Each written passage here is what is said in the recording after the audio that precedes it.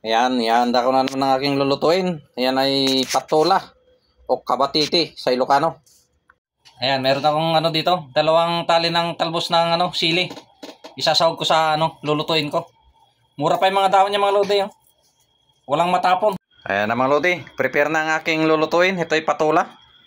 Ayan, sibuyas bawang, saka sili, saka itong talbos ng sili. Let's go! Luto na! Ayan, mainit na yung mantika. Lagyan na natin yung bawang, sibuyas, saka sili.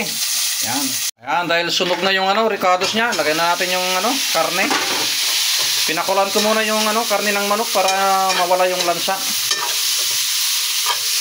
Ayan, dahil nag-brown na yung karne, lagyan na natin to para may sama sa pag-isa.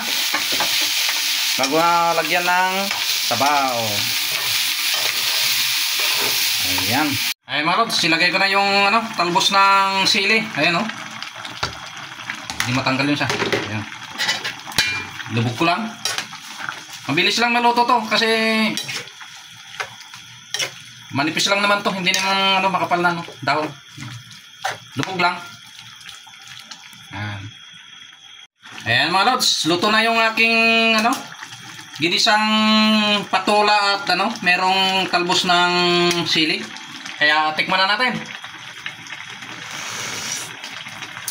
Mga lodi, panalo. Ayan, oh. Thank you for watching.